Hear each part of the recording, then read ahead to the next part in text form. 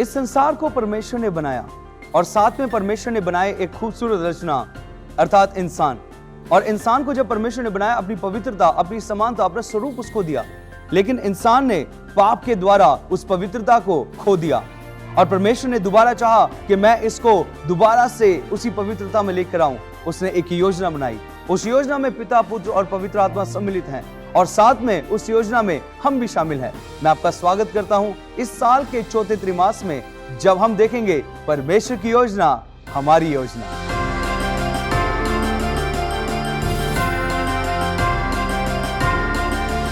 सबको जय मसीह की। मैं हूं पास्टर श्याम और आपका स्वागत है होप चैनल हिंदी में। मेरे बहन भाइयों, हम इस साल के चौथे त्रिमास में हैं और हम इस साल के इस चौथे त्रिमास में हम अध्ययन करेंगे सैबथ स्कूल के एक सबसे महत्वपूर्ण विषय पर, जिसका शीर्षक है परमेश्वर की योजना, हमारी योजना। और इसी बात को हम पढ़ेंगे, इन्हीं बातों के और विषयों के ऊपर अध्ययन करेंगे। और हमारे बीच में स्टूडियो में हमारे मुख्य अतिथि हैं। हमारे बीच में है पास्टर फ्रैंकलिन फ्रांसिस जी, हमारे बीच में है मिसेस दीपिका जी। आपका स्वागत है होप चैनल के स्टूडियो में। भाई साहब, इससे पहले कि हम अपनी वार्तालाप को, अपने अध्ययन को शुरुआत करें, प्रार्थना में अगुवाई करें। आइए प्रार्थना करें। स्वर्गीय पिता परमेश्वर, धन्यवाद देते हैं आज के सुंदर समय के लिए कि हम सब मिलकर आपके सैबथ स्कूल पाठ का अध्ययन कर सकते हैं। प्रभु, हम सबकी मदद करें कि जब हम आपके सैबथ स्कूल पाठ को सुनते हैं, हम उसको सुनने वाले नहीं पर उस पर चलने वाले बन सके। प्रभु यीशु मसीह के नाम से मांगते हैं, आमीन। बहुत बहुत धन्यवाद पास्टर जी प्रार्थना के लिए।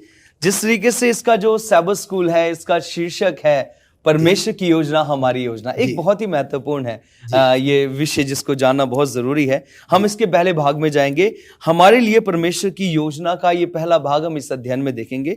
और इसमें एक सवाल आता है, इस योजना की शुरुआत कब हुई और कहां? जी पास्टर जी। पास्टर श्याम, आपका धन्यवाद देते हैं इस अच्छे प्रश्न के लिए।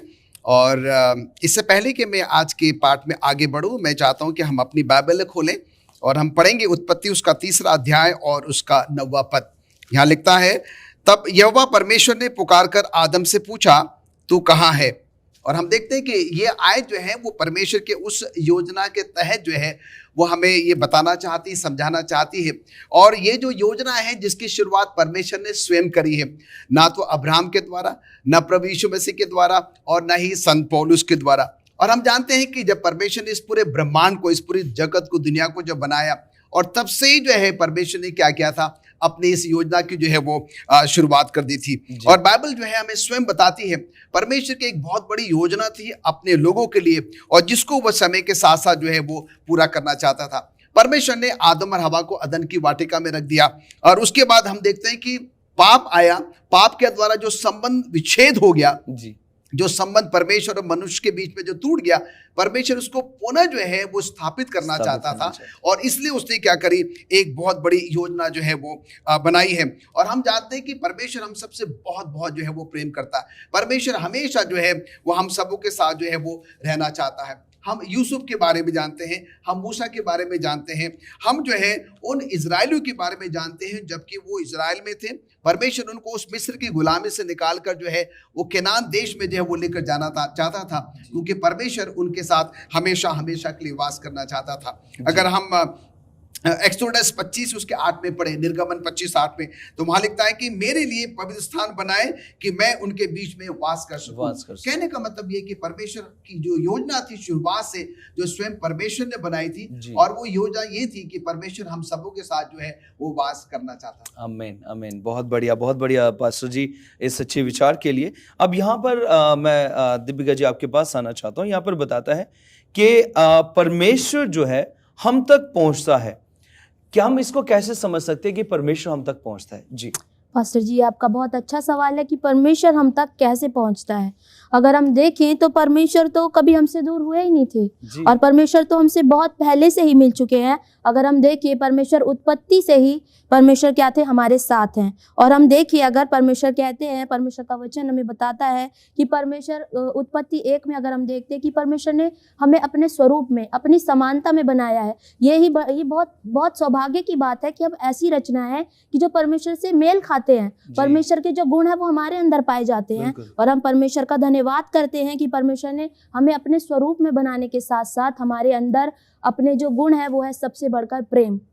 उस प्रेम को डाला, और उससे भी बढ़कर परमेश्वर ने हमारे लिए एक और अच्छी चीज को हमें उपहार के रूप में दिया, और वो है चुनने की शक्ति। और वो चुनने की शक्ति परमेश्वर ने हमें हमारे लिए जो दी है, पर वहाँ अगर हम देखते हैं जब परमेश्वर ने अदन की वाटिका में आदम और हव्वा को बनाया, तो वहां पर उन लोगों ने क्या किया, उस चुनने की शक्ति का दुरुपयोग किया। परमेश्वर ने, जब हम देखते हैं कि अदन की वाटिका में जब परमेश्वर ने उस वृक्षों के विषय में उन्हें हिदायतें दी थी, पर उन हिदायतों का उन्होंने क्या किया, उल्लंघन किया। और उन हिदायतों को जानते हुए भी क्या हुआ, जब शैतान वाटिका में आया तो उन्होंने क्या किया, उसकी बातों में बहक कर हव्वा जो थी उस फल को खा चुकी थी, और उसने क्या किया, आदम को भी वो फल खिलाया, और जिसका परिणाम ये हुआ कि उन्होंने परमेश्वर से दूरी को तय कर लिया। और जब उन्होंने परमेश्वर से उस दूरी को बनाया तो परमेश्वर इस बात को जान चुके थे। और जब परमेश्वर, अभी हमने जैसे याद वचन में पास्टर जी से सुना कि क्या था, परमेश्वर उस वाटिका में आए और उन्होंने उनसे जब बात की तो क्या था, वो छुपे हुए थे, क्योंकि वो उस चीज से क्या थे, वो उस चीज से दूर हो चुके थे, क्योंकि उन्होंने सिर्फ उसका सकारात्मक रूप जो शैतान ने उन्हें बताया उस तक ही उनकी पहुंच पहुंची। और जब उन्होंने उस बात को वो भूल चुके कि परमेश्वर ने हमें से इसका एक नकारात्मक रूप भी बताया था, और उस नकारात्मक रूप से दूर होने की वजह से उनके जीवन में पाप आया, जैसे अभी हम सुन रहे थे। और उस पाप के द्वारा उन्होंने परमेश्वर की उस खूबसूरत योजना को, उस खूबसूरत रचना को क्या कर दिया, पाप के द्वारा उसे छिन्न भिन्न कर दिया। और परमेश्वर ने जब इस बात को देखा तो परमेश्वर ने वहां पर एक योजना बनाई, जो हम उत्पत्ति 3:15 में पढ़ते हैं, जहां पर वचन साफ कहता है कि मैं तेरे और इस स्त्री के वंश के बीच में बैर उत्पन्न करूंगा, और तू उसके सर को कुचल डालेगा और तू उसकी एड़ी को डसेगा। यहाँ पर परमेश्वर का वचन साफ हमें बताता है कि परमेश्वर ने जब इस बात को देखा तो परमेश्वर ने अपने पुत्र को भेजने की यहाँ पर योजना को बना चुके थे, कि ताकि जब आदम और हव्वा के द्वारा ये जो गलती हुई है, इस गलती का सुधारीकरण किया जा सके, ताकि जब परमेश्वर जिन्होंने हमें बनाया है हमें ये मौका बख्श सके प्रभु यीशु मसीह के द्वारा, और हम उनके पास आ सके। और हम परमेश्वर का धन्यवाद करेंगे कि परमेश्वर ने हम पर दया करी, और पाप के कारण जो इंसान अपने जीवन में मौत को लेकर आ गया था, वहीं पर प्रभु यीशु मसीह को भेजकर परमेश्वर ने जीवन की भी योजना बना दी। और अगर हम इसके इफिसियों नए नियम में भी इस बात को देखें तो इफिसियों 1:4 में भी इस बात का उल्लेख हमें देखने को मिलता है कि परमेश्वर ने कैसे हमें शुरुआत से ही चुन लिया, और शुरुआत के द्वारा परमेश्वर ने हमें आशीष किया। आमीन, आमीन। थैंक यू सो मच, बहुत बहुत धन्यवाद इस अच्छे विचार विमर्श के लिए। और मैं धन्यवादित हूँ कि किस तरीके से परमेश्वर जो है वो तो हमसे अलग हुआ ही नहीं, हम परमेश्वर से अलग हुए, लेकिन वो समय दर समय हम तक पहुंचने चाहता है। वो चाहता है कि हम उसके पास रहें, हम उसके समीप रहें, हम उसके नजदीक रहें। मैं बहुत बहुत धन्यवादित हूँ भाई साहब आपका भी, और दीपिका जी आपका भी इस अच्छे विचार विमर्श के लिए। प्रिय दर्शकों, आप कहीं मत जाइएगा, क्योंकि हमारा ये विचार विमर्श, ये बाइबल अध्ययन यूं ही चलता रहेगा। मिलते हैं आपसे एक छोटे से ब्रेक के बाद। प्रिय दर्शकों, आपका स्वागत है। ब्रेक के बाद हम लोग विचार विमर्श कर रहे हैं, बाइबल अध्ययन कर रहे हैं सैबथ स्कूल के इस अध्याय के अंदर, परमेश्वर की योजना, हमारी योजना। हम देख चुके हैं कि ये जो योजना है ये शुरुआत से प्रभु ने बनाई दी, और इस योजना के अंदर हम देख रहे हैं कि कैसे प्रभु हम तक पहुंचता है। अब जो है सवाल आता है, मैं पास्टर फ्रैंकलिन फ्रांसिस जी आपके पास आना चाहता हूं, और सवाल आता है, परमेश्वर जो हमारे साथ रहना चाहता है, कैसे वो हमारे साथ रहना चाहता है? जी पास्टर श्याम, बहुत ही अच्छा प्रश्न है, और हम सोमवार के पाठ में है जिसका शीर्षक है परमेश्वर जो हमारे साथ रहना चाहता है। अभी तक हम जो है वो सीखते आ रहे हैं कि शुरुआत से ही जो है ये परमेश्वर की बहुत ही अहम योजना थी कि वो हमेशा परमेश्वर के अपने लोगों के साथ वो रहना चाहता था। और हम यहाँ पर देखते हैं कि उसने अपनी इस योजना को जो है वो समय के साथ साथ जो है वो जारी रखा। अब समय आता है कि हम उत्पत्ति उसके 11वें अध्याय में 1 से लेकर 9 आयत में जब हम जाते हैं तो यहाँ पर हम देखते हैं कि वहां पर भाषाओं में गड़बड़ी लाने का जो है वो वर्णन है, और हम देखते हैं कि जल प्रलय तक जो है वो सब के सब जो है वो एक ही भाषा जो है वो आप बोला करते थे। और हम देखते हैं कि वो समय आ गया जल प्रलय के बाद, और लोग क्या हो गए, एक शिनार देश में जो है एक जगह पर जो है वहां पर इकट्ठा हो जाते हैं, और अब वो सोचते हैं कि अगर अब इसके बाद जल प्रलय आएगा तो हम जो है किस प्रकार से अपने आप को क्या करेंगे, कैसे बचा पाएंगे। और तब वो क्या करते हैं, वहां पर इकट्ठा होकर जो है उसी नगर में एक घूमट बनाते हैं। और हम यहाँ पर देखते हैं कि जब ये विचार विमर्श कर रहे थे और जब तक कि एक ही भाषा थी, और हम यहाँ पर देखते हैं कि परमेश्वर को ये अच्छा नहीं लगा कि ये जो है वो परमेश्वर के विरुद्ध जो है वो जा रहे थे, और तब परमेश्वर ने क्या किया, इनकी भाषा में जो है वो गड़बड़ी जो है वो पैदा कर दी। और हम उसके बाद देखते हैं कि वो क्या हो गए, उनको जानबूझकर जो है वो तितर बितर जो है वो होना पड़ा, क्योंकि परमेश्वर की योजना थी कि परमेश्वर का संदेश जो है, परमेश्वर का कलाम जो है वो ज्यादातर लोगों तक पहुंचे, पूरी दुनिया में जो है वो पहुंचे। जबकि ये जो लोग हैं जहां पर कि ये शिनार देश में जो जगह पर इकट्ठा हुए थे, वो चाह रहे थे कि अपने एक ही झुंड में, अपने एक ही समूह में जो है वो रह सके। और तब हम देखते हैं कि परमेश्वर ने क्या किया, अब्राहम को जो है वो चुना, और अब्राहम से कहा कि मैं तुझे क्या करूंगा, आशीष दूंगा। और परमेश्वर ने अब्राहम को जो है अपने उस योजना के तहत जो है उस संदेश को आगे बढ़ाने के लिए क्या किया, उससे कहा कि तू क्या कर, अब लोगों के बीच में जाकर क्या करेगा, मेरे सुसमाचार का जो है वो प्रचार करेगा और लोगों को जो है वो बताएगा। कहने का तात्पर्य यहाँ पर है पास्टर श्याम, परमेश्वर शुरुआत से ही, आरंभ से ही जो है अपने लोगों के साथ वो रहना चाहता था। परमेश्वर को बिल्कुल भी पसंद नहीं था कि वो जो है उनसे दूर हो जाए, या परमेश्वर जो है अपने लोगों से दूर हो जाए, या उसके लोग जो है उससे क्या हो जाए, वो दूर हो जाए। और इसलिए हम देखते हैं कि उसने अपनी इस योजना को क्या किया, वो समय के साथ साथ जो है वो पूरा किया। बहुत बहुत धन्यवाद पास्टर जी इस अच्छे विचार के लिए कि वो परमेश्वर कैसे योजना बनाता है। वो चाहता था कि हम इस पूरे ब्रह्मांड में, इस जो धरती है हमारी जो है पूरी फैल जाए इस धरती पर, लेकिन मनुष्य जो है वहां पर हम देखते हैं कि कुछ कमियों के कारण वो बनाता है एक मीनार और वहां से आगे नहीं जाना चाहता, वही बसना चाहता है। और परमेश्वर चाहता था, ये उसकी योजना थी कि ये फैले। बहुत बहुत धन्यवाद पास्टर जी आपके इन विचार विमर्श के लिए। अब मैं मिसेस दीपिका जी आपके पास आना चाहता हूँ। यहाँ पर एक सवाल आता है, परमेश्वर जो हमारे साथ एक हो गया, परमेश्वर जो हमारे साथ एक हो गया, हम इसको और कैसे जान सकते हैं कि कितना महत्वपूर्ण है हमारे लिए? जी पास्टर जी, आपका बहुत अच्छा सवाल है कि परमेश्वर जो हमारे साथ एक हो गया, क्योंकि परमेश्वर को अगर हम देखें, वो हमसे इतना ज़्यादा प्यार करते हैं कि वो हमसे एक पल के लिए भी चाहते हैं कि हम अपने परमेश्वर से, जिन्होंने हमें बनाया है, दूर ना हो। जैसे कि हमारे माता पिता हैं, वो चाहते हैं कि हम उनकी आंखों के सामने निरंतर बने रहें, वही हमारा परमेश्वर भी चाहता है कि हम उनके सामने बने रहें। इस बात पर प्रकाश डालने के लिए हम देखेंगे यशाया 46 के 9 और 10 के में, जहाँ परमेश्वर का वचन हमसे बात करता है, प्राचीन काल की बातें स्मरण करो जो आरंभी से हैं, क्योंकि परमेश्वर मैं ही हूँ, दूसरा कोई नहीं। मैं ही परमेश्वर हूँ और मेरे तुल्य कोई नहीं। मैं तो अंत की बात आदि से और प्राचीन काल से उस बात को बताता आया हूँ जो अब तक नहीं हुई। मैं कहता हूँ मेरी युक्ति स्थिर रहेगी और मैं अपनी इच्छा को पूरी करूँगा।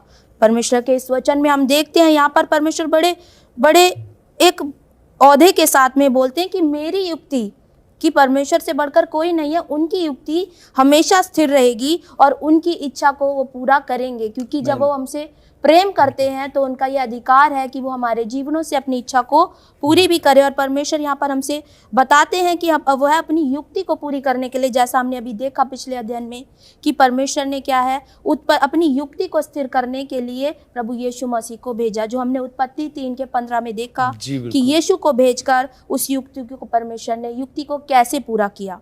परमेश्वर की इच्छा हमें बचाने की है, और परमेश्वर की इस इच्छा को पूरा करने के लिए यीशु को जो परमेश्वर ने धरती पे भेजा, ये उनकी वो प्लानिंग है, वो योजना है कि मनुष्य जो उसकी रचना है वो कैसे परमेश्वर के पास निरंतर बना रहे। अगर हम देखें, प्रभु यीशु मसीह को भेजने की जो योजना थी वो परमेश्वर ने पहले से ही बना दी थी। अगर हम देखें तो यहाँ पर मत्ती 1:18 से 23 में प्रभु यीशु मसीह को भेजने की जो योजना है उसका अध्ययन हमें इस प्रकार से मिलता है कि वहाँ पर जैसे मरियम है, उसे परमेश्वर ने चुना और चुनकर क्या है, उसे यीशु को भेजने का जरिया बनाया। और वहाँ पर वचन इसका 23 यहाँ पर कहता है कि तू उसका नाम इमैनुअल रखना। इमैनुअल का अर्थ है कि परमेश्वर हमारे साथ है, और परमेश्वर हमारे साथ है तो इस बात की हमें कभी भी कोई भी ऐसी घटी नहीं होनी चाहिए या कमी नहीं होनी चाहिए कि हम अपने जीवन के अंदर कभी भी कमजोर हैं या लाचार हैं, क्योंकि परमेश्वर यहाँ पर हमें साफ बताते हैं कि वो हमारे साथ हैं। इसीलिए उसने यीशु को मानव रूप में भेजा कि परमेश्वर जो बहुत पवित्र हैं, अगर वह सीधा हमारे सामने आ जाए तो मनुष्य जीवित नहीं रह सकता। इसलिए उन्होंने यीशु को जरिया बनाया परमेश्वर और मनुष्य के बीच की दूरी को खत्म करने का। और यूहन्ना 14:6 में परमेश्वर का वचन साफ कहता है, मार्ग, सत्य और जीवन मैं ही हूँ। बिना मेरे द्वारा कोई उस पवित्र पिता के पास नहीं पहुंच सकता। जो परमेश्वर हमारे पिता अति पवित्र है, उस पवित्रता में हम सीधे नहीं जा सकते, क्योंकि अदन की वाटिका में जो पाप हुआ वो आज हमारे जीवन में पाया जाता है। उस पापी के कारण परमेश्वर से हम डायरेक्ट नहीं संबंध कर सकते, इसलिए यीशु को भेजा गया है। यीशु ने इस बात को साबित कर दिया कि परमेश्वर के पास जाने के लिए हमें यीशु के पास आना अनिवार्य है। और यूहन्ना 1:14 हमें इस बात का बहुत बहुत बहुत अच्छा अध्ययन बताता है कि वचन देहधारी हुआ और आत्मा और सच्चाई से परिपूर्ण होके हमारे बीच डेरा किया, और हमने ऐसी महिमा देखी उस इकलौते पवित्र की, जैसी एक परमेश्वर के पुत्र के बेटे की होती है। और परमेश्वर यहाँ बताते हैं, क्योंकि परमेश्वर जो स्वर्ग में है, जिसको कोई नहीं देख सकता, लेकिन यीशु में हम परमेश्वर को देख भी सकते हैं, और परमेश्वर यीशु में हमारे साथ एक होकर रह भी सकते हैं, और यीशु के द्वारा आज परमेश्वर हमारे साथ हैं। आमीन, आमीन। बहुत बहुत धन्यवाद। ये एक बड़ा अच्छा विचार है यहाँ पर कि किस तरीके से मनुष्य जो था वो परमेश्वर की योजनाओं से दूर भाग रहा था, लेकिन परमेश्वर की योजना थी सबको इस धरती पर फैलाने की, एक साथ रहे परमेश्वर उनके। और यहाँ पर हम देखते हैं यीशु मसीह के द्वारा जो है परमेश्वर आज हमारे साथ, हमारे बीच में निवास करता है। बहुत बहुत धन्यवाद इन अच्छे विचार और विचार विमर्शों के लिए। सच में हमें इस परमेश्वर की योजना को देखना बहुत जरूरी है, क्योंकि परमेश्वर को हम देख नहीं सकते, लेकिन पिता अपने पुत्र के रूप में आज हमारे बीच में है। बहुत बहुत धन्यवाद इस विचार के लिए। प्रिय दर्शकों, आप कहीं मत जाइएगा, हमारा ये विचार, ये सबक स्कूल अध्ययन यूं ही चलता रहेगा। मिलते हैं आपसे एक छोटे से ब्रेक के बाद। प्रिय दर्शकों, आपका स्वागत है। ब्रेक के बाद हम लोग विचार विमर्श कर रहे हैं सबक स्कूल अध्ययन के अंदर कि किस तरीके से परमेश्वर की योजना है जो हमें वो बचाना चाहता है, हमारे साथ रहना चाहता है। पास्टर फ्रैंकलिन फ्रांसिस जी, आपके पास आना चाहता हूं। और यहां पर एक आता है, परमेश्वर जो निरंतर हमारे साथ रहना चाहता है। ये कैसे संभव है कि परमेश्वर हमारे साथ निरंतर रहे? पास्टर श्याम, बहुत ही अच्छा प्रश्न है आपका कि परमेश्वर जो निरंतर हमारे साथ रहना चाहता है। हम लोग बार बार जो है इसी बात को सीख रहे हैं कि परमेश्वर हमेशा निरंतर जो है हम सबों के साथ जो है वो रहना चाहता था, और उसका बहुत अच्छा तरीका जो है वो दीपिका ने हमको बताया है। और वो ये है कि परमेश्वर ने हम सबों को अपने स्वरूप में, अपनी समानता में जो है वो बनाया है। हम बुधवार के पाठ में हैं, और जिसका शीर्षक जो है हमने आपको बता दिया है कि परमेश्वर जो निरंतर हमारे साथ रहता है। हम सब जानते हैं कि प्रभु यीशु मसीह का जीवन काल जो था वो 33.5 साल का था। 33.5 साल में 3.5 साल जो है प्रभु यीशु मसीह ने क्या करी, जगत में जो है वो सेवकाई करी। अपने लोगों के साथ उठना, बैठना, चलना फिरना जो है उनकी साथ जो है वो सेवा टहल करना। इन 3.5 वर्षों में जो है प्रभु यीशु मसीह ने हर समय परमेश्वर पिता की जो है इच्छा को पूरा किया, और वो जीवन व्यतीत किया जो सचमुच में परमेश्वर के को दर्शाता था, परमेश्वर को जो है वो बताता था, और हमेशा जो है वो प्रभु परमेश्वर पर जो है वो निर्भर जो है वो रहता था। यहाँ पर जो है हम लूका 19 उसके 10वें में पढ़ते हैं, क्योंकि मनुष्य का पुत्र खोए हुओं को ढूंढने और उनका उद्धार करने के लिए आया। ये बात बिल्कुल भी साफ होती है। परमेश्वर ने अपने बेटे प्रभु यीशु मसीह को भेजा कि वो क्या करे, उन लोगों के पास जाएं जो खोए हुए हैं, उनको क्या करे, ढूंढे, उनको जो है वो खोजे और उनका जो है वो उद्धार करें। और यूहन्ना 3:16 जो है हम सबको मुखाग्र है, और बच्चा बच्चा जो है इस आयत को जो है वो जानता है कि परमेश्वर ने जो है वो जगत से इतना प्रेम किया कि उसने अपना एकलौता पुत्र जो है वो हम सबों के लिए दे दिया, ताकि जो कोई इस पर विश्वास करे वो नाश न हो परंतु अनंत जीवन पाए। बिल्कुल परमेश्वर के आरंभ से ही ये योजना थी कि एक भी व्यक्ति जो है वो नाश ना हो, बर्बाद ना हो, नष्ट ना हो, और इसलिए उसने क्या किया, अपने एक लौते पुत्र को जो है प्रभु यीशु मसीह को उस क्रूस पर जो है वो बलिदान कर दिया, जिससे क्या है कि उसकी जो योजना है जो मानवता के लिए है, मनुष्य जाति के लिए है, वो क्या की जा सके, पूरी की जा सके। जब तक प्रभु यीशु मसीह थे उन्होंने जो है परमेश्वर के कार्य की शुरुआत करी अपने 12 चेलों के द्वारा, उसके बाद 70 हो गए, उसके बाद 120 हो गए, और आज हम जो है मत्ती 28 उसके 18 से 20 में जो है वो पाते हैं। वहां पर लिखता है कि सारा अधिकार जो है पृथ्वी का, आकाश का जो है वो मुझे दिया गया है, और इसलिए अब जो है मैं तुम्हें ये आदेश देता हूं कि तुम क्या करो, जाओ और सारी जातियों को क्या करो, तुम चेला बनाओ और उनको पिता, पुत्र और पवित्र आत्मा के नाम से बपतिस्मा दो, और वो सारी बातें जो मैंने तुमको बताई है, सिखाई है, उनको क्या करो, बताओ, सिखाओ और समझाओ। और इससे क्या होगा कि वो जो योजना है परमेश्वर की वो क्या होती चली जाएगी, जो है वो पूरी जो है वो होती चली जाएगी। और एक बहुत अच्छा अश्योरेंस है, निश्चयता है, मत्ती 28 28-20 में लिखता है, प्रभु यीशु मसीह कहती है कि देखो मैं जगत के अंत तक सदा तुम्हारे संग हूं। परमेश्वर ने जहां जहां हमसे वायदा किया है, प्रतिज्ञा किया है, और उसने क्या किया है वो पूरा किया। और आज की इस बुधवार के पाठ का जो निचोड़ है वो ये है, परमेश्वर निरंतर जो है हम सबके साथ हैं, हमें डरने की, घबराने की, परेशान होने की जरूरत नहीं है। ये उसका वादा है, और परमेश्वर अपने वायदे का जो है वो पास्टर श्याम पूरा खरा उतरता है, और अपने वायदे का वो पक्का है। बहुत बहुत धन्यवाद, बहुत बहुत धन्यवाद इस अच्छे विचार के लिए।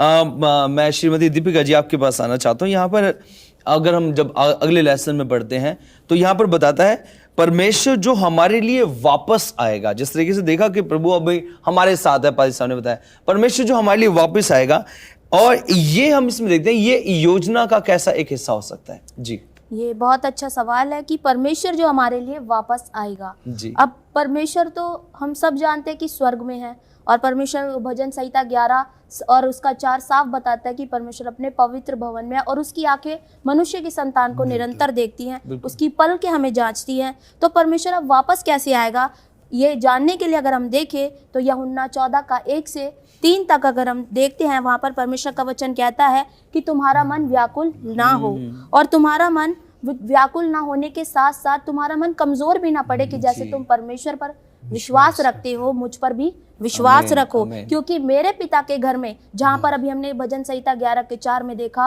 वो उस पवित्र भवन में, उस पवित्र घर में परमेश्वर आज भी विराजमान है। और परमेश्वर का ये वचन हमसे कहता है, मेरे पिता के घर में बहुत से रहने के स्थान है, यदि ना होते तो मैं तुमसे कह देता। और फिर यहाँ पर परमेश्वर का वचन कहता है, और मैं जाकर तुम्हारे लिए जगह तैयार करता हूँ। ये एक महत्वपूर्ण बात है कि वो वापस क्यों आ रहा है। वो इसीलिए तो आ रहा है कि वो वहां पर जो जगह हमारे लिए तैयार हो रही है, हमें वहां लेकर जाए। और यदि मैं आकर तुम्हारे लिए वहां जगह तैयार करूं तो फिर आकर तुम्हें अपने साथ लेकर भी जाऊंगा। यहाँ पर वचन साफ हमें श्योरिटी दे रहा है कि वो जब आएगा तो हमें अपने साथ लेकर जाएगा भी, और जहाँ वह खुद रहता है वहां पर वो हमें रहने का अधिकार देगा। और ये अधिकार सिर्फ परमेश्वर के पुत्र और पुत्री होने के नाते हमें परमेश्वर की ओर से मिला जाएगा। अभी जैसे हमने सुना यूहन्ना 3 के 16 में, क्यों ये अधिकार मिलेगा, जो अदन की वाटिका में परमेश्वर ने एक प्रेम का तोहफा दिया था, और ये प्रेम का तोहफा आज हमने सुना है और सीखा है। यूहन्ना 3 के 16 में परमेश्वर ने जो महत्वपूर्ण प्रेम हमसे किया कि उसने अपना इकलौता पुत्र दे दिया, ताकि हम सब जो विश्वास करने वाले हैं, हम सब का जीवन क्या हो, उस नगर का वारिस बने जो परमेश्वर हमारे लिए प्रभु यीशु को भेज के तैयार कर रहा है। अगर हम देखें प्रकाशित वाक्य 21 और 3 में, ये नगर कैसा नगर है, इस नगर के विषय में अगर हम जानते हैं तो परमेश्वर का ये वचन हमें साफ बताता है ये नगर क्या है। परमेश्वर का नगर ये स्थिर है, ये नगर का कोई हमसे छीन नहीं सकता। ये नगर जो क्या है, ये इसकी जो इमारत है वो परमेश्वर ने बड़ी दृढ़ता के साथ बनाई है कि परमेश्वर वहां पर अपने लोगों को, जो हम सब उसके लोग हैं, उन्हें वहां रखे और वहां का वारिस बनाए। तो पास्टर जी इस वापस आने के और हमें ले जाने के मकसद का परमेश्वर हमें इस वचन के द्वारा बताते हैं। आमीन, आमीन। बहुत बहुत धन्यवाद। ये एक अच्छा विचार है कि किस तरीके से यीशु आ रहा है और क्यों आ रहा है। वो हमें उस जगह लेके जाना चाहता है जो पवित्रता, जो धार्मिकता हमने खो दी अदन की वाटिका में, उस धार्मिकता को देने के लिए प्रभु यीशु दोबारा आ रहा है ताकि हम उसके साथ दोबारा निवास करें। मैं धन्यवादित हूँ पास्टर फ्रैंकलिन फ्रांसिस जी आपका, और धन्यवादित हूँ श्रीमती दीपिका जी आपका भी हमारे साथ स्टूडियो में जुड़ने के लिए और इस अच्छे अध्ययन में हमारा भाग होने के लिए। प्रिय दर्शकों, ये समय है कि मैं आपका धन्यवादित हूं कि आप सब इतने गौर से, इतने ध्यान से इन वचनों को सुनते हैं। मैं चाहता हूं कि आप भी इस योजना का हिस्सा बने। अगर आप देख रहे हैं इसे YouTube पे, आप इस चैनल को और दूसरों तक बांट सकते हैं ताकि हम उस परमेश्वर की असीम योजना को समझ सकें, और अपने भाई बहनों के साथ इन वचनों को जरूर साझा करें, क्योंकि जो अगर हम देखते हैं ये परमेश्वर की योजना का हिस्सा है कि हम प्रभु के वचन को दूसरों तक फैलाएं, जैसे यीशु के चेलों ने फैलाया, यीशु ने फैलाया, ताकि हम सब तैयार हो सकें उसके राज्य के लिए जो हमारे लिए लेके आ रहा है। परमेश्वर आप सबको आशीष दे। मिलते हैं आपसे अगले अध्ययन में। सबको जय मसीह की।